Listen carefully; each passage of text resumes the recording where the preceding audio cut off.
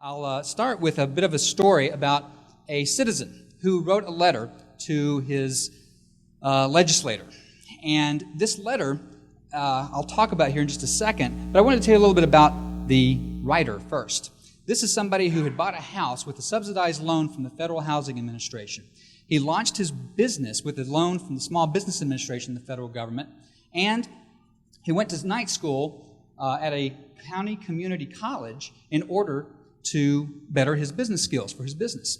His kids, he enjoys going to restaurants that are guaranteed safe by the county health department, and his kids go to public schools where they enjoy reduced price lunches. They also get their annual flu shots at the county health clinic for free. The kids play in city parks. They check out books, movies, CDs at the city library. Our letter writer goes to work every day on public roads. When he has to fly, he goes to a city-owned and operated airport. He likes to fish. And the lake that he likes to fish in was built by the Army Corps of Engineers, stocked by the State Wildlife Commission, and maintained by the County Park Service. His garbage is collected every day, taken and hauled away, so he doesn't have to worry about that.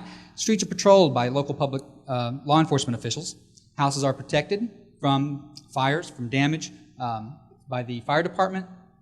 And when wild animals manage to get into the community, animal control is there to take care of it. Sewage and sanitation is hauled away. You never even have to see it. It's magic. Sometimes. His property values are protected by our zoning boards. When a fast food place was going to open just down the street from his home, and the petition was actually turned down because it was going to increase traffic, which was a threat to the kids in the neighborhood. It was going to increase noise in the community because of the drive-through and increase light pollution. So this would have been a detriment to his property values. He wasn't at the meeting. So let me tell you a little bit about the citizen. He's not a voter, not even registered to vote. He doesn't come to town hall meetings. He doesn't volunteer with his neighborhood association. He's not here tonight. His letter basically said, "Get government off my back." Now, think about this for a second. This raises a bit of a challenge for us in public affairs and public administration who are trying to do good works for citizens.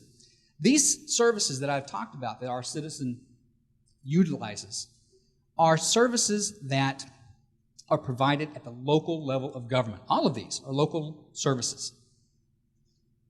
So he wants government to get off his back, but he kind of likes those services. He is endemic of a problem that we have, a problem that undermines the American democratic experiment, the three-legged stool on which we base our democracy, where we have to have a vibrant, free market, we have to have a healthy and balanced government, and we have to have a healthy civic sector within which the bonds of community flourish. But if we lose that civic society, the stool falls and the experiment can fail. That's the challenge we face today. It's part of the challenge we face today, and this is a really bad time to be facing this challenge because we have some issues on the horizon, issues that are driven by a lot of population growth. Let me show you a little bit about this. Currently, population of the world is 1.7 billion people. Now, that number is going to grow to about 10 billion by 2040. That's less than 30 years from now. In 2008, the world became an urban planet. The majority of the world's population now lives in urban areas, in cities.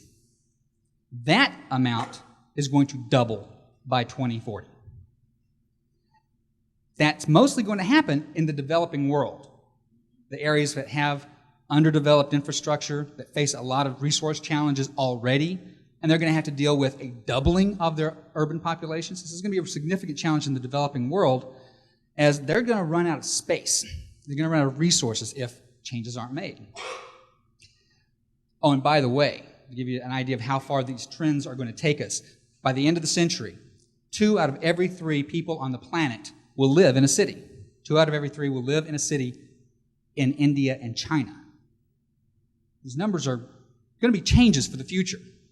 Now, in the United States, in 1920, we became an urban nation. The majority of our population lived in cities from 1920 on. Today, we're up at 80%, a little over 80%. Here in Arizona, we're at 90%, one of the most urbanized states in the nation.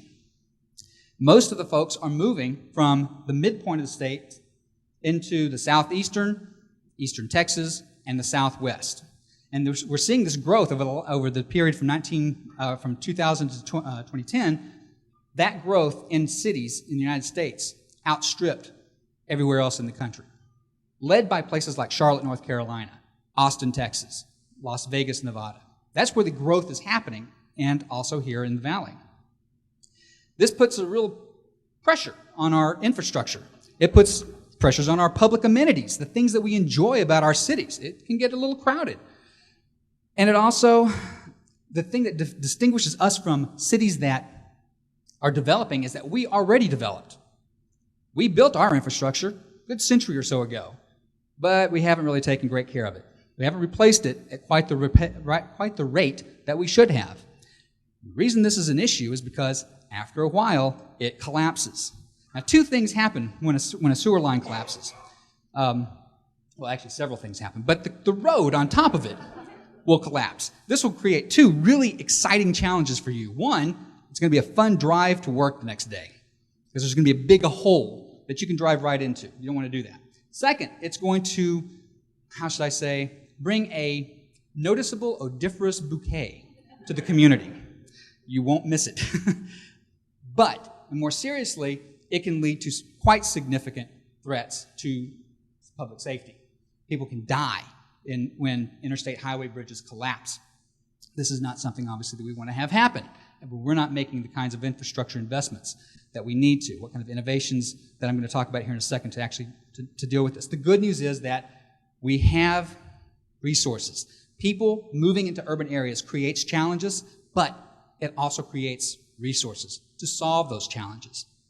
I'm very fortunate in my job to get to look at some of the solutions that we're coming up with. So I'm going to tell you a little bit about some of those that I get to work with through the Center for Urban Innovation. So Dallas, Texas has the Dallas Water Utilities.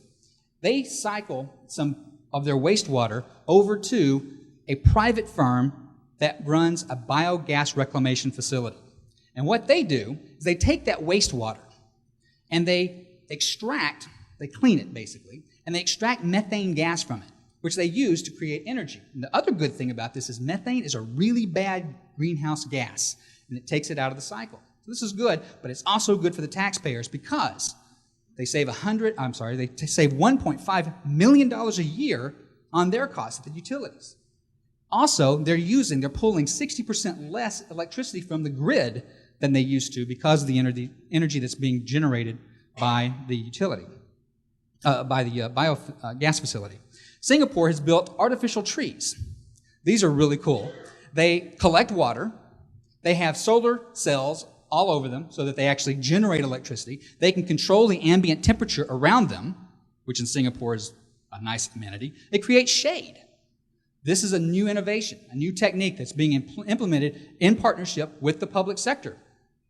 Here in the desert Southwest, we've seen the increase in solar parasols to create energy and produce shade, mainly for parking. We are integrating smart technologies into our electrical grids, creating smart grids so that we're better able to gauge the usage and distribution of electricity during peak demand times. This is really important because we are trying to reduce wasted energy. So smart technologies represent a change in philosophy that we're pushing through many of our cities to use GPS information, to use electrical pool information, to integrate transit information in order to help cities run more efficiently, use less energy, and shrink the amount of carbon emissions that we're putting out. We're doing this with the private sector also. The Empire State Building went through a $100 million renovation recently. $13 million of that was for upgrading to energy-friendly technologies. They are now a LEED certified building. This was built back in the Depression. This is quite a feat for an old building like the Empire State Building. Charlotte, North Carolina got their first LEED certified building in 2005 when the county Library joined with the nonprofit Children's Theater to build a new facility called Imaginon. And it's made with a lot of recycled materials and sustainable wood products. So these kinds of buildings are actually, they fulfill a need in the community, but they can do so in a way that doesn't create more problems for the community in the long run. Infrastructure. We have 67,000 bridges, just bridges, in the United States today that are structurally deficient. They're graded as structurally deficient. Over half of those bridges are owned by local governments. This is a challenge. Cities, towns, counties are responsible for hundreds of thousands of miles of roads across the United States. This is not inexpensive to take care of. So, trying to come up with ways to extend the life of that infrastructure, to be smart about that infrastructure, is one of our challenges. Wastewater is a big challenge. Obviously, here in the desert Southwest, this is a big challenge for us. And finding ways to recycle, to divert gray water into productive uses is another goal that a lot of cities have actually made a lot of headway in, and we're seeing a lot of that here in the southwestern United States as well. We're developing technologies today, this is coming out of some research in Texas, of converting, of recycling plastics into long rods.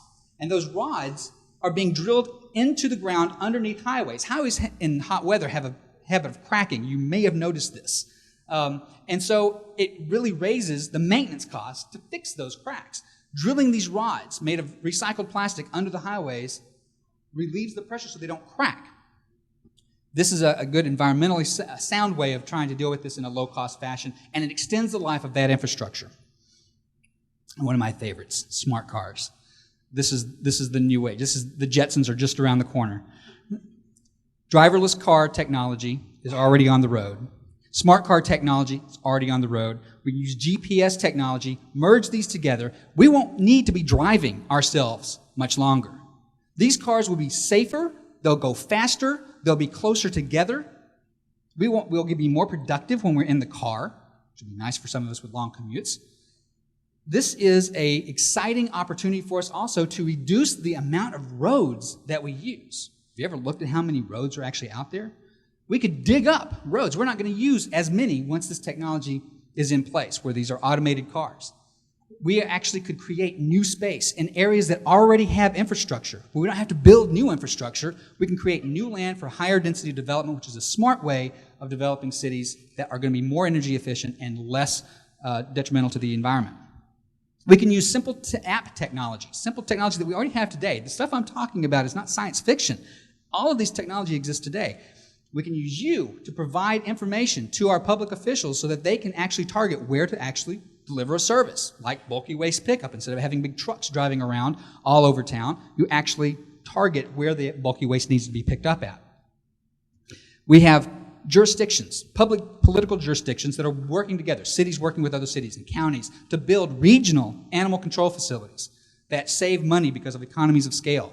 Then they turn managerial control of those facilities over to nonprofit agencies, which are then able to pursue their goals of zero-kill policies and low-cost neutering and spaying services, which will keep animal populations under control. But here's where we come in. We have to change our behaviors. We have to have developers who are willing to not sprawl our cities, to actually target development in our cities where the infrastructure already exists. We can do this through TAP fees, through impact fees. We have tools to encourage that kind and guide that kind of development.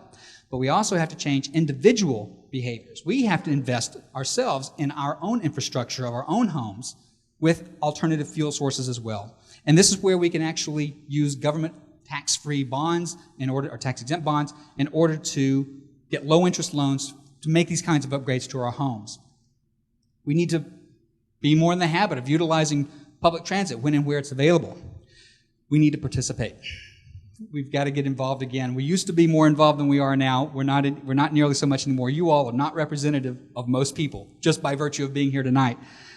Go to those meetings, town hall meetings, community council meetings. Those are important places to meet your neighbors, to find out what your shared destiny really is. It can be over social issues. That's okay. Bonding is important for the health of a community as part of that American experiment in democracy. Build really low-tech air filtration systems like a tree. just plant a tree. It's really good for the environment, and it looks nice. And in the course of doing that, in partnership with your neighbors, you build a bond over and collective ownership over that infrastructure. Think of trees as an infrastructure like that. We can also crowdsource solutions to public problems. Again, providing information to help guide where government services are being delivered. So we've got challenges. There's no doubt about it. Cities are having to step into a vacuum of leadership, of innovation, of support from failed policies in Washington and apathetic state legislatures across the nation. But these cities are actually stepping up. They're becoming more and more the centers for these kinds of innovative ideas.